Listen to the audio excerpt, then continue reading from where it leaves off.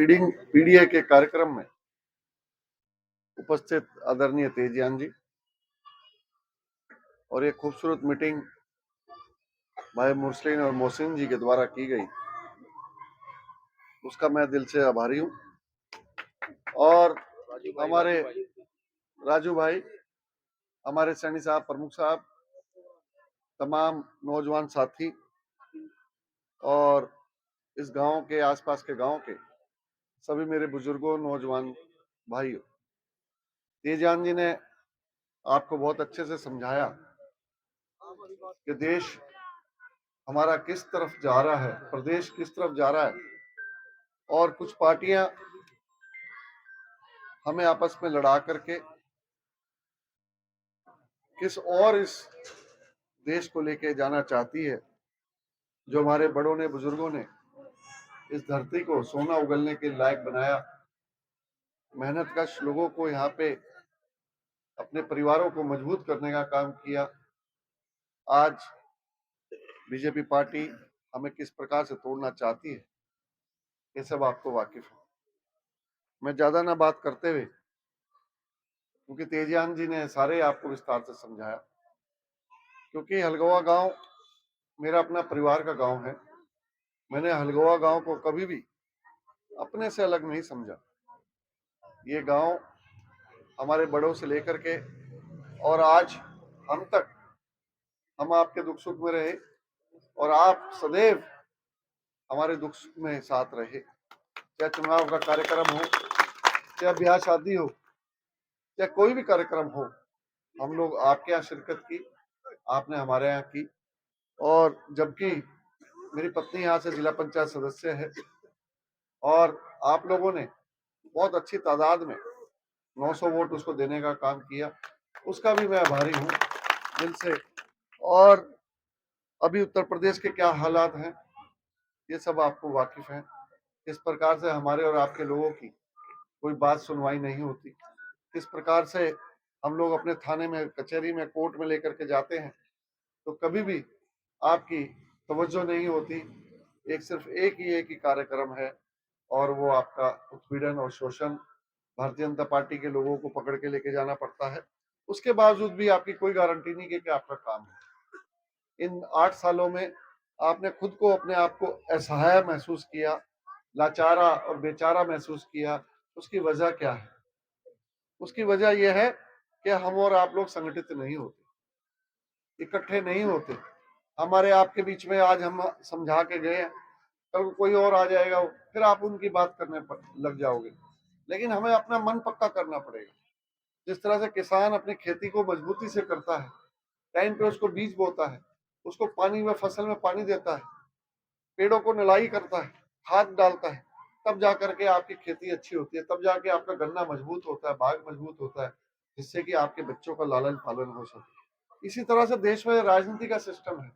जब तक आप एक झंडे के नीचे नहीं चलोगे, बंटते रहोगे, तो आपका सुधार, आपका उद्धार नहीं होगा। ये मैं आपको समझाना चाहता हूँ। कल को चुनाव होगा, सारी पार्टियां चुनाव लड़ने के लिए आपके बीच में आएंगी।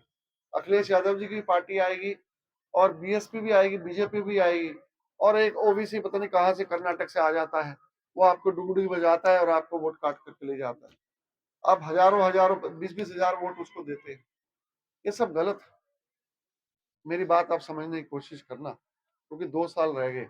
अब 8 साल से आप लोग का कोई काम नहीं है, कोई विकास नहीं है।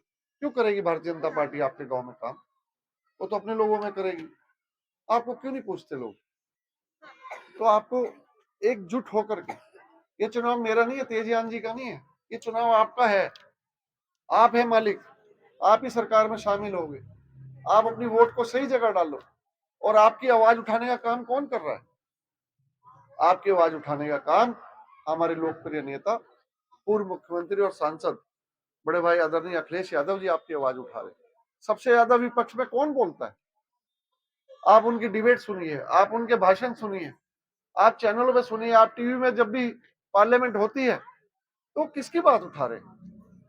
तमाम उत्तर प्रदेश के, देश के नौजवान भाइयों की, गरीब की, बुजुर्गों की, माताओं की, बहनों की आवाज उठाना चाहते।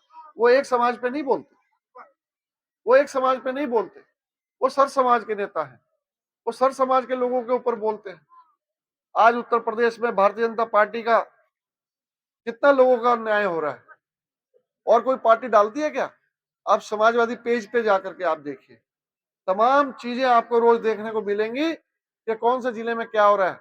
अखिलेश यादव जी अपने नाम से अपनी पोस्ट करते हैं, लोगों में कौन पिट रहा है। अभी कुंभ का प्रकरण चल रहा था, कुंभ में क्या हालात हुए आपको सबको पता। वो तो एक इवेंट था भारतीय जनता पार्टी, मतलब एक मेगा शो, देश विदेशों में जनाना के देखो भारतीय पार्टी की सरकार है और ये इवेंट कितने जोर शोर से हम कामयाब कर सकते। जरा सी चूक ने, जरा सी अव्यवस्था ने कितने हजारों लोगों की वहां पे मृत्यु हुई, जिनकी लाशें उनके परिवार वाले लोगों को नहीं मिली। गंगा जी में, जमुना जी में बहाने का काम किया। रोज आज भी लोग वहां पे बिलख रहे हैं, रो रहे हैं, परेशान हैं कि हमारे परिवार के बच्चों को, हमारी माताओं को, बहनों को, बुजुर्गों को हमें दे दो। लेकिन आज तक कोई लाश नहीं मिली, वापस नहीं दी। सिर्फ उनका एक ही आंकड़ा था कि 29 ही लोग मरे। आज वहां पे गंदगी कितनी किस तरह से है। जब ये कुंभ खत्म हो जाएगा तब देखना कितनी महामारी का ये रूप लेने का काम होगा। उन्हें सिर्फ अपने ढोल पीटने। आज कोई भी विकास का पैसा चल करके आता है, बताओ आपके गांव में कोई लगता है कि आपके कितने बच्चों को नौकरी मिली, आपके कितने नौजवान साथियों को नौकरी मिली, कितनों को रोजगार मिला। आज इंजीनियर डॉक्टर बने बैठे हैं, उनको सरकारी नौकरी नहीं मिलती। आज उनको मजदूरी का, किसी डॉक्टर के यहाँ कंपाउंडरी करने का काम कर रहे हैं। तमाम सहारनपुर के अपने आसपास के जिलों में जा करके देखे कितने बच्चे हमारे पास आते हैं कि हमें नौकरी दिलवा दो। सरकारी तो छोड़ो, प्राइवेट भी नौकरी नहीं मिलती। तो ये देश कब तक चलेगा? देश में हालात कब तक चलेंगे? आप तभी आप सुरक्षित और ताकतवर बन सकते हो, आपके बच्चों को रोजगार मिल सकता है जब आप एक बैनर तले आकर के 2027 में आप माननीय अखिलेश यादव जी को मजबूती से खड़ा करें, मजबूती से उनको स्थापित करें और अपने प्रत्याशियों को जिता करके विधानसभा में भेजने का काम करें। वो तभी संभव होगा, वरना आप लोगों का कोई काम नहीं होगा। मैं तो बीजेपी सत्ता छोड़ के आया हूं, मुझे वहां कुछ नजर नहीं आया, वहां अंधेरा था, झूठ तूफान था। लेकिन हमारे नेता के अंदर एक खासियत है, वो सब समाज के भाइयों को साथ लेकर के चलते हैं और आपके साथ इस तरह से घुल मिल जाएंगे कि आपको जैसे वर्षों से जानते हैं। आपको सम्मान चाहिए, रुतबा चाहिए, विकास चाहिए, बच्चों के रोजगार चाहिए, माताओं बहनों के लिए शिक्षा चाहिए। वो तभी संभव होगा जब हम पीढ़ी को मजबूत करेंगे। पीढ़ी में क्या है? पीढ़ी में मुसलमान भाई हैं, गुर्जर है, सैनी है, दलित है, यादव है, राजपूत भाई है। सर समाज के लोगों को आपको इकट्ठा होकर के चलना पड़ेगा। यही मैं बात आपको लिए कहने के लिए आया हूं। आज वैवाहिक कार्यक्रम बहुत हैं, शादियां बहुत हैं, और मैं आपके बीच में आकर के अपने परिवार को संबोधित किया, उसके लिए मैं आभारी हूं, धन्यवाद करना चाहता हूं। और आपको हाथ खड़े करके ये बताना होगा कि आप राष्ट्रीय अध्यक्ष श्री अखिलेश यादव के साथ हैं और पीढ़ियों को मजबूत करेंगे सब लोग। हाथ खड़ा करके बताओ कि आप लोग पीढ़ियों को मजबूत करेंगे। यही मैं चाहता हूं कि आप सब समाज के भाइयों को साथ लेकर के इस पीढ़ी को मजबूत करें। समाजवादी पार्टी जिंदाबाद, अखिलेश यादव जिंदाबाद। धन्यवाद।